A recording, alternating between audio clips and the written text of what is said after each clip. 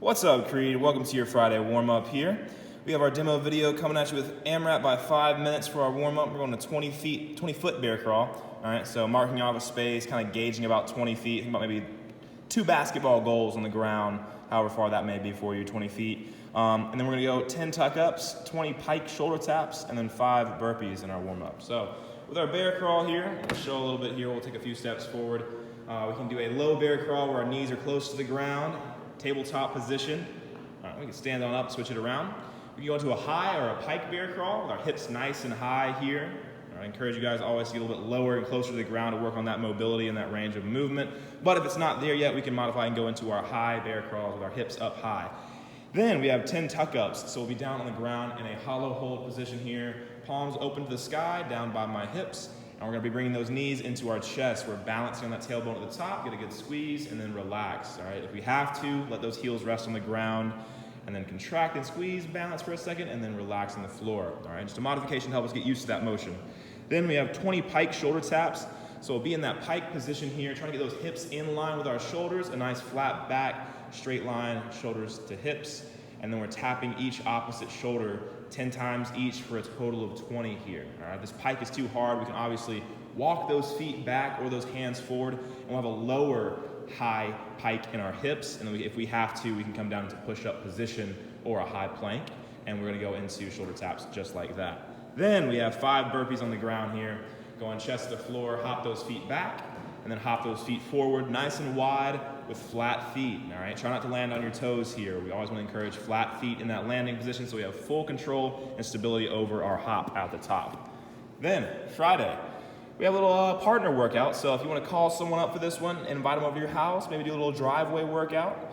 In teams of 2, we got an AMRAP by 20 minutes here, all right? We got 10 dumbbell push press or barbell if you have it, 10 dumbbell bent over row, and then 10 front rack reverse lunges, all right? 5 and 5 each leg for the 10 front rack reverses, all right? So one partner runs for 2 minutes while the other does the AMRAP, all right? And then you're gonna rest 2 minutes before the finisher, which is down here. We'll get to that in a second. But while one partner is working, you're trying to go for as many rounds and reps as you can in those three movements right there while the other partner is running for 2 minutes. All right, and when that partner gets back, y'all will switch off and continue that workout just like you were before, all right? So it's 2 on, 2 off with running and working out with those movements. And then our finisher, after you've rested 2 minutes after your 20-minute AMRAP, you're gonna go into this workout we like to call lightheaded here. It's your longest handstand hold, all right? You have 4 minutes to find that longest handstand hold. And if you can go for all 4 minutes, let us know. Very impressive. We should give you some public praise for that. But the goal is to go for all 4 minutes. If we can't, make a personal goal with yourself. Maybe aim for 30 seconds if we're new to handstands. Aim for a minute, minute and a half. We're pretty intermediate. And then try to aim for 2 minutes plus on that handstand hold if that is something we are used to. All right, so for our 10 push press, we'll grab our dumbbell, go single dumbbell here right across our chest. All right, it's a single knee bend, and then we explode up, punch, and lock out. All right, those knees don't bend a second time. They only bend at the explosion part of this movement, all right? So it's a single knee bend, we explode. All right, shallow knee bend, imagine you're jumping to touch something in the air. All right, we're not squatting down. It's a short knee bend, explode up and punch the ceiling, think bicep to ear, straight line from wrist to ankle. After our 10 push press, then we have 10 at dumbbell bent over row here. Gonna go 5 and 5 on each arm, driving those hips back, a slight knee bend. All right, never wanna have those legs locked out in this position. So a slight knee bend just to activate those hamstrings and glutes, and we're rowing that dumbbell into our hip, all right? Think about rowing that dumbbell into our pocket. Notice how her elbow crease doesn't close off. She's not bringing that dumbbell to her shoulder, but she's rather bringing it back to her hip. All right, after our 10 dumbbell bent over row, we have 10 front rack reverse lunges. All right, so we're bringing that dumbbell across our chest, elbows nice and high, and we're stepping that lunge back this time. All right, kissing that knee to the ground and driving through that whole foot as we come back to the top. Think about utilizing those hamstrings and glutes here. All right, and when that partner gets back from that 2-minute run, you guys will switch off and continue that workout. If you do not have a partner though, obviously, you would do the AMRAP for 2 minutes, and then after that 2 minutes is up, you're out for your run for 2 minutes. And then after 2 minutes of running, you're back in, and you'll rotate between those 10 rounds, and that should add up to 20 minutes there for you. All right, finisher. After we rested 2 minutes, we have our lightheaded finisher, longest handstand hold. We'll show 3 modifications for a handstand.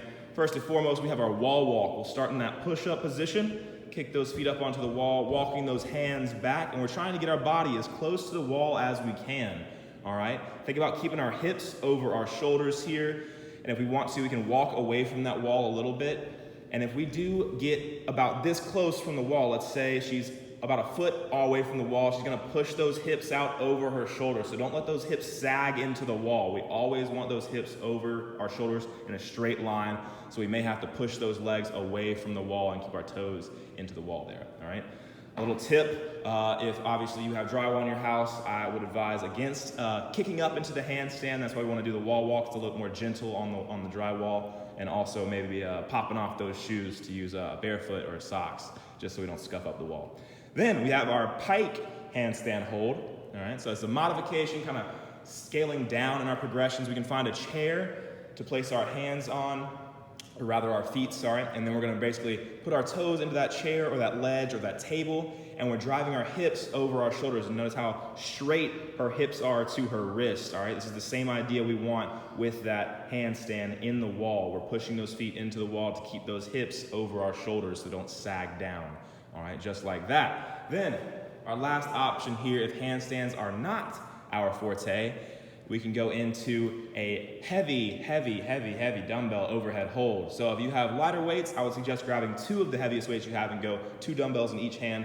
But if you do have a 50-pound dumbbell or a 60-pound dumbbell, you can grab that single dumbbell and go overhead just like Mandy here to build that shoulder strength and build that shoulder stability. All right, so we can progress into those pike handstands and into one of those wall walks eventually. All right, guys, have a great rest of your day.